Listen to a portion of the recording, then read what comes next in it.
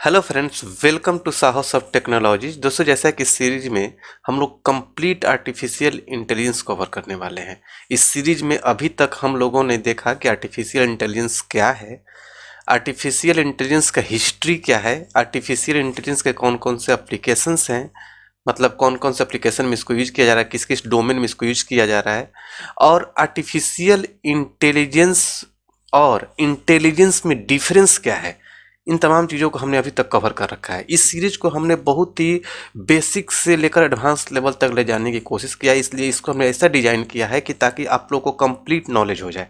इस सीरीज को आप स्टार्टिंग से बिना स्किप किया फॉलो करते हैं तो आपको एक आर्टिफिशियल इंटेलिजेंस का कंप्लीट नॉलेज हो जाएगा और आप आर्टिफिशियल इंटेलिजेंस में काम करने लगेंगे।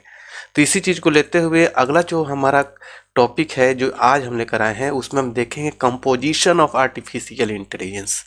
मतलब कि कंपोजिशन क्या है, क्या क्या मिलकर आर्टिफिशियल इंटेलिजेंस बनता है, मतलब कंपोनेंट्स क्या है, पार्ट्स क्या हैं, और इनको मिलाकर हम क्या क्या करने की कोशिश कर रहे हैं मशीन के साथ। इन सारी चीज़ों को हम देखने वाले हैं। बहुत ही इंपॉर्टेंट वीडियो है, बिना स्किप ये देखिए।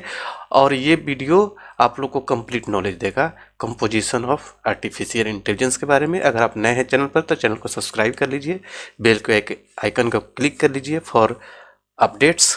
तो चलिए स्टार्ट करते हैं इस वीडियो को। देखते हैं कि कंपोजिशन ऑफ आर्टिफिशियल इंटेलिजेंस में कि आर्टिफिशियल इंटेलिजेंस किन किन चीज़ों से मिलकर बना हुआ था। पहला चीज़ देखिए, बात हो रही है आर्टिफिशियल इंटेलिजेंस की, तो इसमें कंप्यूटर साइंस तो आएगा ही। बिना कंप्यूटर साइंस का तो आप आर्टिफिशियल इंटेलिजेंस की कामना ही नहीं कर सकते, मीन्स कि कंप्यूटर साइंस रहेगा ही रहेगा। दूसरा चीज़ बात हो रही है इंटेलिजेंस की, तो यहाँ पर न्यूरॉन साइंस जरूर आएगा। क्यों? क्योंकि न्यूरॉन नेटवर्क पर ही आपका आर्टिफिशियल इंटेलिजेंस काम करता है, जैसा कि हमने स्टार्टिंग से ही इस सीरीज में बताने की कोशिश की आप लोग को। ठीक है, क्योंकि जो इस तरीके से ह्यूमन का न्यूरॉन काम करता है ब्रेन का, उसी तरीके से मशीन में न्यूरॉन नेटवर्क डेवलप करने की कोशिश की जाती है आर्टिफिशियल इंटेलिजेंस में। तो यहाँ पर न्यूरॉन साइंस का रहना जरूरी है। यह भी कंपोजिशन का पार्ट है, आर्टिफिशियल इंटेलिजेंस का कंपोजिशन में आता है। ठीक है, अगला है आपका बायोलॉजी, क्योंकि बात हो रही है ह्यूमन ब्रेन डेवलप करने की इन मशीन में, तो बायोलॉजी तो जरूर रहेगा। ठीक है, अगला मैथ्स, कैलकुलेशन बहुत ही इंपॉर्टेंट पार्ट है। आप जब आगे इस सीरीज में देखेंगे किस तरीके से कैलकुलेट किया जाता है न्यूरॉन नेटवर्क को, किस तरीके से आर्टिफिशियल इंटेलिजेंस काम करता है, तो वहाँ पर कैलकुलेशन एल्गोरिथम जरूर आएगा। तो मैथ का होना जरूरी है, तो इसलिए मैथ को इसमें लिया जाता है। ये जितने भी टॉपिक बता रहा हूँ कहीं भी आपसे इंटरव्यू में पूछा जा सकता है, या फिर आप कॉलेज स्टूडेंट्स हैं तो आपको सेमेस्टर में ये सब कुछ लिखना होता है। ठीक है, इसलिए आप लोग के लिए ये ज़रूरी है ये जानना कि कंपोजिशन क्या है आर्टिफिशियल इंटेलिजेंस का, डेवलपर के पर्सपेक्टिव से भी और स्टूडेंट के पर्सपेक्टिव से भी। ठीक है, अगला है आपका साइकोलॉजी।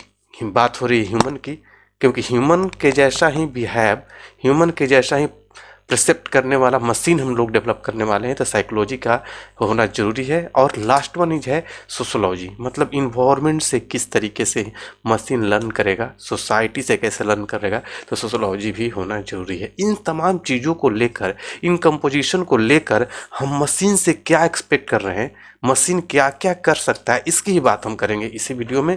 तो पहला है लर्निंग, मतलब एआई सिस्टम, आर्टिफिशियल इंटेलिजेंस का जो सिस्टम है can learn from data and improve over time. मतलब कि हम सिस्टम को सीखना सिखा रहे हैं, मतलब ऐसा हम सिस्टम डेवलप कर रहे हैं, ऐसा आर्टिफिशियल इंटेलिजेंस डेवलप कर रहे हैं जो डेटा से अपने आप सीखे और अपने आप को इम्प्रूव करे टाइम टू टाइम। जिस तरीके इंसान प्रीवियस डेटा से, प्रीवियस नॉलेज से चीज़ें सीखता है और अपने आप को इम्प्रूव करता है, उसी तरीके से हम मशीन को डेवलप कर रहे हैं कि मशीन भी लर्निंग करे, मशीन भी सोचे। ठीक है, अगला है रीजनिंग एंड डिसीजन मेकिंग। जिस तरीके से इंसान किसी भी तर्क को एनालाइज करता है और अपने डिसीजन को मेक करता है, उसी तरीके से मशीन को डेवलप कर रहे हैं कि मशीन भी तर्क यूज करे, रीजनिंग यूज करे और डिसीजन मेकिंग हो, डिसीजन ले सके मशीन, जिसमें एआई सिस्टम में हम डेवलप करते हैं। अगला है प्रॉब्लम सॉल्विंग। जिस तरीके से इंसान किसी भी प्रॉब्लम को आइडेंटिफाई करता है और उसके सॉल्यूशन को डेवलप करता है, उसी तरीके से हम मशीन में चीज़ें से डेवलप कर रहे हैं, एआई में डेवलप कर रहे हैं कि AI system can identify, AI जो सिस्टम है, आर्टिफिशियल इंटेलिजेंस सिस्टम है, identify problems and come up with the solution. जिस तरीके से इंसान आता है उस तरीके से परसेप्शंस, मतलब कि इंसान की तरह ही मशीन भी परसेप्ट कर सकता है। AI system collect and interpret data from the world, अपने आसपास के वस्तुओं से, दुनिया से परसेप्ट करेगा मशीन और उस तरीके से अपने आप को इम्प्रूव करेगा, उस तरीके से बिहेव करेगा। ठीक है, प्रोसेसिंग नॉलेज, इसमें क्या है, AI system can understand, generate and interact with human language.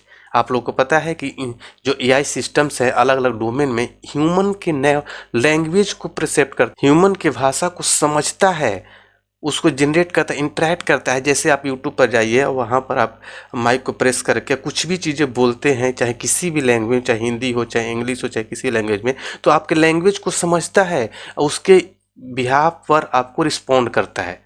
तो ये सारी चीज़ें कौन कर रहा है, आर्टिफिशियल इंटेलिजेंस कर रहा है। आप अलेक्सा हो गया या फिर सीरी हो गया, उसमें आप बोलते हैं तो मतलब आपके लैंग्वेज को वो समझ रहा है, अंडरस्टैंड कर रहा है एआई। तो ये सारी चीज़ें मशीन को समझा रहे हैं, मशीन में हम लोग चीज़ें डेवलप कर रहे हैं, मशीन हमारी चीज़ों को समझने लगा है।